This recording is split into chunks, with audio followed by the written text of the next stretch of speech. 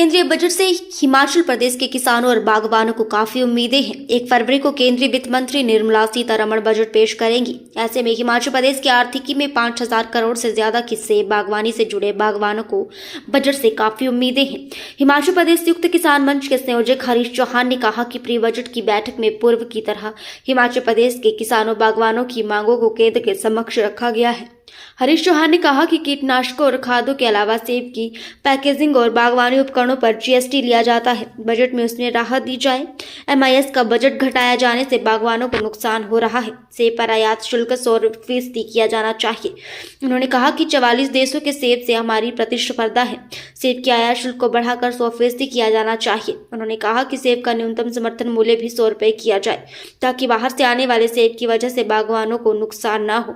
उन्होंने कहा कि प्री बजट मीटिंग जो 9 दिसंबर को हुई थी, इस वर्ष भी केंद्रीय वित्त मंत्री निर्मला सीतारमण से मेल के द्वारा हिमाचल प्रदेश में मार्केटिंग सिस्टम में सुधार की मांग की है। इसके अलावा ऑटोमेटिक ग्रेडिंग सॉर्टिंग मशीन भी होनी चाहिए।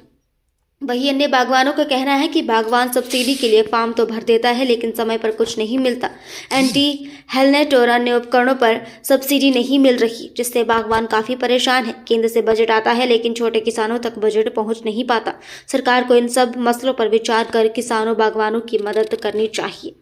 देखिए, हिमाचल प्रदेश में हमें बड़ी उम्मीदें है किसानों बागवानों को, खासकर जैसे कि हमारा जो है हिमाचल प्रदेश में जितने पेस्टिसाइड फंजीसाइड्स है उसके ऊपर जीएसटी लगता है। चाहे टूल्स है हमारे, चाहे मशीनें हैं, सबके ऊपर, चाहे जालियां हैं, एंटी हेल नेट्स है, चाहे हमारी जो अन्य उपकरण है आपके, चाहे पॉली हाउसेज है या पैकेजिंग मटेरियल है, हमारे जो एप्पल पैकिंग के लिए बॉक्सेस आते हैं, तो हमने केंद्र सरकार से आग्रह किया है कि उसको जो है पूरी तरह से एग्जम्प्ट किया जाए जीएसटी। और इसके अलावा एमआईएस का जो पैसा, मार्केट इंटरवेंशन एक स्कीम है जो भारत सरकार की लगभग 15-16 राज्यों में है, उस स्कीम में भी जो है वो पिछली 2 वर्षों से जो है उसका बजट जो 1500 करोड़ के लगभग हर वर्ष हुआ करता था, मात्र केवल 1 लाख रुपए रखा गया केंद्र सरकार के द्वारा। उसका नुकसान भी हम किसानों बागवानों को हिमाचल प्रदेश में सीधा सीधा हो रहा है सेब बहुल क्षेत्र में, क्योंकि सेब के ऊपर एमआईएस की यहाँ स्कीम चलती थी, उसमें बहुत मुश्किल एक वक्त आ गया है हम किसानों बागवानों का। तो हमने केंद्र सरकार से ये आग्रह किया है कि उसको दोबारा से बहाल किया जाए। इसके अलावा जो आयात शुल्क है 100% किया जाए। 44 देशों से हमारी प्रतिस्पर्धा है और जो हमारा मिनिमम इंपोर्ट प्राइस है उसको भी 100 रुपये किया जाए, ताकि जो बाहर से सस्ता सेब आता है वो हमारे डोमेस्टिक सेब के ऊपर जो है उसका सीधा सीधा नुकसान ना हो। हमने प्री बजट मीटिंग में ये आग्रह किया है। 9 तारीख को जो दिसंबर की प्री बजट मीटिंग हुई थी उसमें पिछले हम 4 साल से जो है मैं उसमें भाग लेता रहता था, लेकिन इस वर्ष किसी कारण उस पर भाग नहीं ले पाए। तो इस वर्ष भी हमने आग्रह किया आदरणीय निर्मला सीतारमण वित्त मंत्री जी से मेल के थ्रू कि भी हम लोगों को जो है इसमें सीधी राहत दी जाए। साथ में हिमाचल प्रदेश में जो मार्केटिंग सिस्टम है उसमें सुधार किया जाए। उसका फायदा सीधा सीधा किसानों बागवानों को होगा। कोल्ड चेन है, चाहे अन्य रेफ्रिजरेटर वैन्स का जमाना है या ऑटोमेटिक ग्रेडिंग सॉर्टिंग मशीन्स है, तो ये सारी चीजें जो है इस तरह का हिमाचल प्रदेश को, जम्मू कश्मीर उत्तराखंड को एक स्पेशल पैकेज जो है वो अलग से दे दिया जाए, जिसका कि सीधा ही फायदा होगा। इसके अलावा भी अभी सरकार ने एक नई जो है राहत हिमाचल प्रदेश को एमआईडीएच में दी है, जिसमें कि नई प्लांटेशन लगाने के लिए जो है 1 लाख से लेकर लगभग 3 लाख के करीब जो है उसमें हाई डेंसिटी की अलग है और ट्रेडिशनल की अलग है राहत दी है। उसका हम धन्यवाद करते हैं और उम्मीद रखते हैं कि इस बजट में हम हिमाचल प्रदेश के किसानों बागवानों को, उत्तराखंड कश्मीर के किसानों बागवानों को निश्चित रूप से कोई फायदा होगा। धन्यवाद। जय हिंद, जय किसान। अब उम्मीदें तो किसानों को हर साल ही रहती है।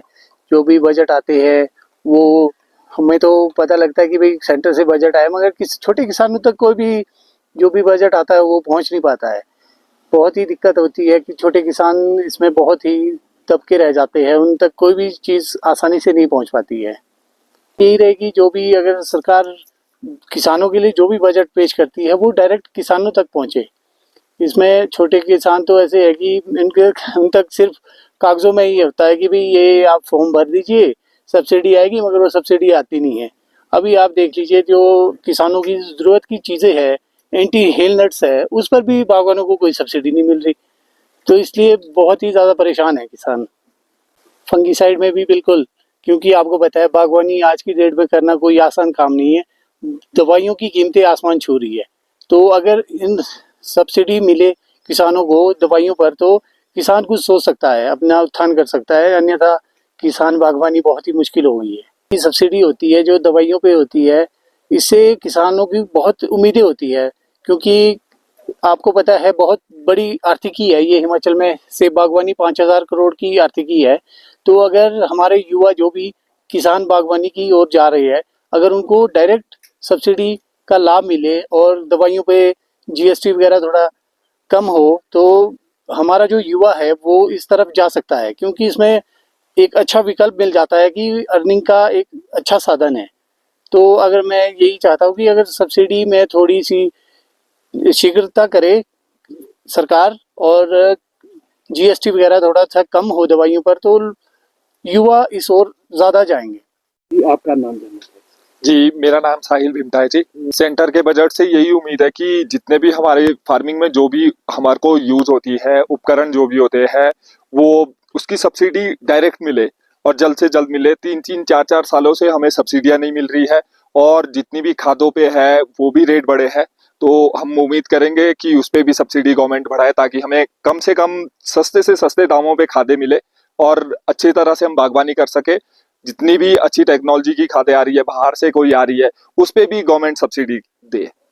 बागवानी में तो हमारा फ्यूचर थोड़ा सा भी तो डार्क ही है, क्योंकि एक तो जितनी भी चीजें हैं, जीएसटी भी काफी हो गया है और जो बाहर से इंपोर्टेड सेब आ रहा है बागवानी के लिए, वो बहुत बड़ा खतरा है, क्योंकि हमारी बागवानी उस लेवल पे नहीं पहुंची है कि हम उनको compete कर पाए अभी। तो इंपोर्ट ड्यूटी बढ़ा दे और हमारा अच्छे दाम से हमें प्रॉफिट हो, थोड़ा बहुत फायदा हो, नहीं तो बागवानी वहीं की वहीं रहेगी और नीचे आती रहेगी।